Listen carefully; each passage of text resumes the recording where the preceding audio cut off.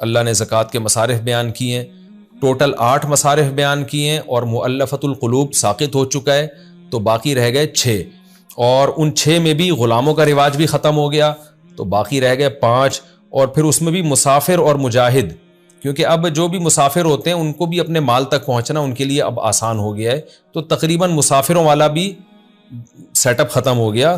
تو اب زکوٰۃ کے مستحقین صرف 3 قسم کے لوگ ہی بچے ہیں، فقراء، مساکین اور عاملین۔ اچھا، ان میں عاملوں والا سیٹ اپ بھی ختم ہو گیا، کیونکہ گورنمنٹ کی طرف سے اب زکوٰۃ کی وصولی کے لیے لوگوں کو نہیں بھیجا جاتا، اور اچھا ہے کہ نہیں بھیجا جاتا، کیونکہ اگر گورنمنٹ آج کے دور میں خود سے زکوٰتیں وصول کرنا شروع کر دیں تو کسی غریب کو نہیں ملے گی، وہ پھر حکومتوں کے پیٹ ہی بھرنا شروع ہوں گے۔ ہر جگہ کرپشن ہے تو زکوٰۃ میں بھی، اس لیے زکوٰۃ خود ہی دیا کریں، اور گورنمنٹ کو کبھی یہ مشورہ نہ دیں کہ وہ زکوٰۃ اپنے کنٹرول میں سسٹم لے لے، اس سے دھاندلی۔ پہلے تو خلفائے راشدین کا دور تھا، اب اگر حکومت نے عاملین متعین کر کے زکوٰۃ لینا شروع کر دی تو عاملین الگ 2 نمبری کریں گے، حکومت الگ کرپشن کرے گی، مستحقین کو کچھ بھی نہیں ملے گا۔ تو یہ عاملین والا سیٹ اپ بھی تقریباً ختم ہو گیا، تو اب 2 ہی رہ گئے ہیں، فقراء اور مساکین۔ اور یہ میں نے بتایا کہ صرف ان میں ایک تھوڑا سا فرق ہے، حقیقت میں دونوں صاحب نصاب نہیں ہوتے۔ تو خلاصہ یہی نکلا کہ آج کے دور میں جو بھی صاحب نصاب نہیں ہے اس کو زکوٰۃ دینا جائز ہے، تو اب اور آسان ہو گیا مسئلہ ہمارے لیے۔ ہاں، حضرت عیسیٰ علیہ السلام جب نازل ہوں اور پھر وہ دوبارہ غلاموں کا رواج اگر آ گیا اور پھر ان کی آزادی کے لیے خرچ کیا جائے گا، لیکن اب ایک ہی مصرف رہ گیا ہے، اور وہ کیا ہے؟ جو بھی صاحب نصاب ہو اس کو زکوٰۃ ادا کی جا سکتی ہے۔ اچھا، یہاں ایک اور امام شافعی اور امام حنیفہ کا بڑا اختلاف ہے، وہ میں بیان کرنا بھول گیا تھا، وہ بھی میں بیان کر دیتا ہوں، کیونکہ رکو مختصر سا یہ علمی نکات آ جائیں تو اچھا ہے۔ وہ یہ کہ امام شافعی رحمہ اللہ تعالیٰ کے نزدیک جس کے لیے زکوٰۃ مانگنا حرام ہے اس کو زکوٰۃ دینا بھی حرام ہے، جبکہ امام ابو حنیفہ کے نزدیک زکوٰۃ مانگنے کے مسائل الگ ہیں، یعنی بعض لوگ ایسے ہیں جن کے لیے زکوٰۃ مانگنا تو حرام ہے لیکن ان کو زکوٰۃ دینے سے زکوٰۃ ادا ہو جائے گی۔ یہ بھی ایک بہت اہم اختلاف ہے، اس کو بھی سمجھیں۔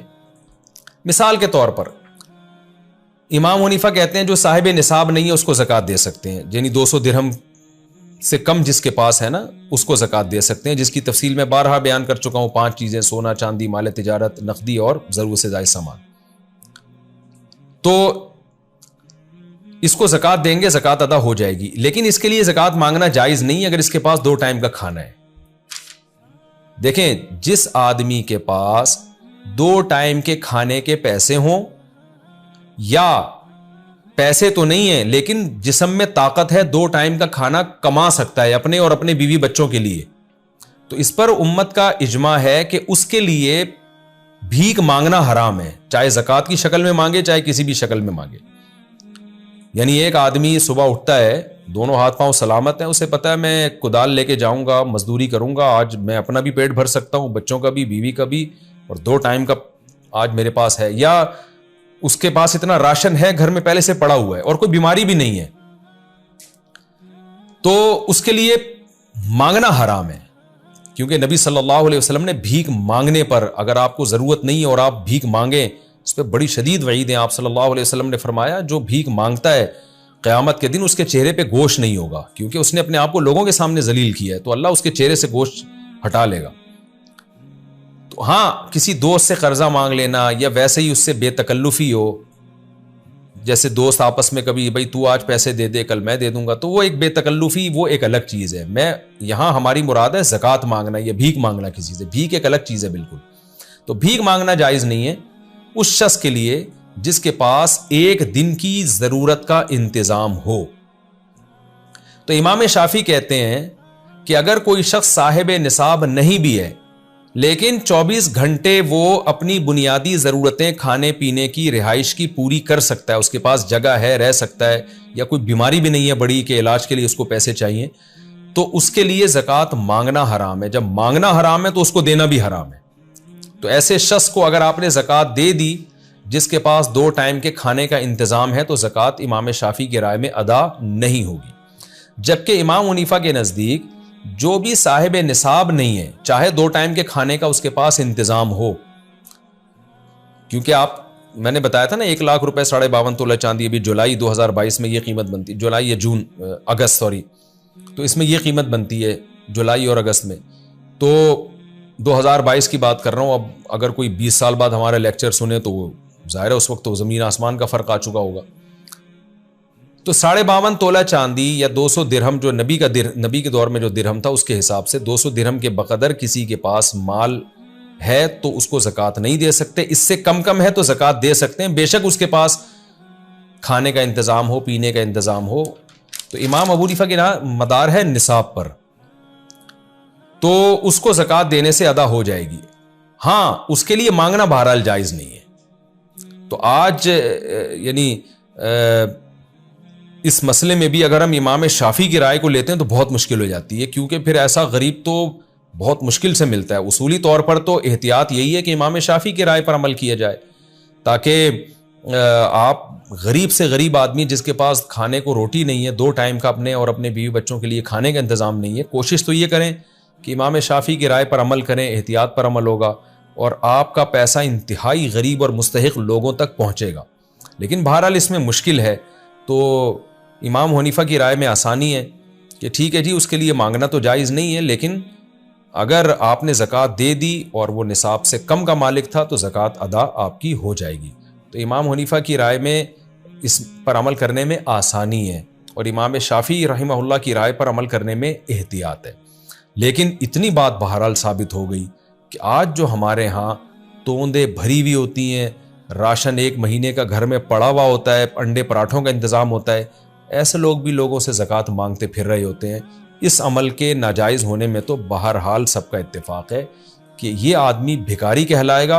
اور نبی صلی اللہ علیہ وسلم نے جو وعید سنائی ہے کہ قیامت کے دن چہرے پہ گوشت نہیں ہوگا، ایسی وعید سے ڈرنا چاہیے.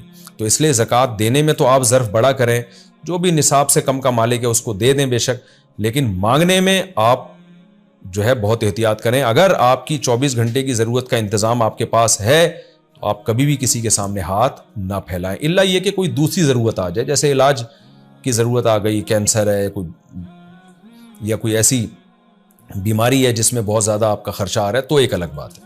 یہ بھی ایک علمی نقطے کی بات تھی جو تفسیر کے دوران رہ گئی تھی. اور آگے جو ہے اس میں منافقین کا تذکرہ ہے.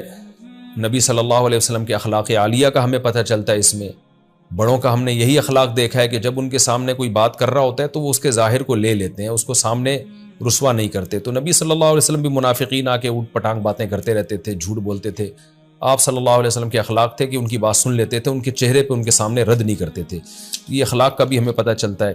لیکن اس میں اعتدال ضروری ہے. پچھلے رکوع میں یہ بات آ چکی ہے کہ ہر ایک کے عذر کو قبول کر کے اس کی بات مان کر اس کو پروٹوکول بھی دینا یہ ٹھیک نہیں ہے. اس میں صحیح اور غلط میں تمیز کرنی چاہیے. اور ہمیں یہ بھی ایک علمی نقطے کی بات پتہ چلتی ہے کہ منافقین بات بات پہ قسمیں اٹھاتے تھے، ہم صحیح ہیں، قرآن اکثر ذکر کر رہا ہے. تو اس سے پتہ چلتا ہے کہ یہ جو ہر آدمی آج کل بات بات پہ قسمیں اٹھاتا ہے نا، تو یہ اس کی علامت نہیں ہوتی کہ یہ سچا ہے. بہت سے لوگ جھوٹ بولنے کے لیے جھوٹی قسمیں اٹھا رہے ہوتے ہیں. تو جب بھی کسی کے پاس کوئی دلیل نہ ہونا تو محض اس کی قسموں سے متاثر نہ ہوا کرے. ہاں کوئی نیک بزرگ ہے جس کے بارے میں پتہ ہے کہ یہ جھوٹ نہیں بولتے، وہ اگر قسم اٹھا لیں تو مان لینا چاہیے کہ بھائی یہ اتنے بڑا آدمی ہے، جھوٹی قسم نہیں اٹھا سکتا. لیکن نارملی صرف قسموں پہ لوگوں کی یقین کر لینا اور دلیل کا مطالبہ ان سے نہ کرنا یہ ٹھیک نہیں ہے.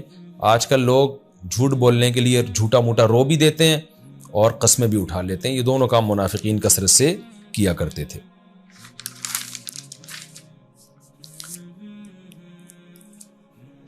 اور ایک آخری بات یہ کہ دینی چیزوں کا مذاق اڑانا، شاعر اسلام کا مذاق اڑانا یہ بھی بہت خطرناک ہے. جیسے کہ قرآن نے کہا اب اللہ و آیاتہ و رسولہ کنتم تستہزئون. آج ہم دیکھتے ہیں کہ جو شاعر اسلام ہے نا ان کو بھی لوگوں نے ایک مذاق بنا لیا ہے. اب آپ دیکھیں حج میں رمی پہ تصویریں آ رہی ہیں، ایک آدمی رمی ایسے کر رہا ہے جیسے بولنگ کرا رہا ہو، بھاگتا ہوا آ رہا ہے اور اپنی ویڈیو بھی بنوا رہا ہے. یہ بھی مذاق ہے شاعر اسلام کے ساتھ.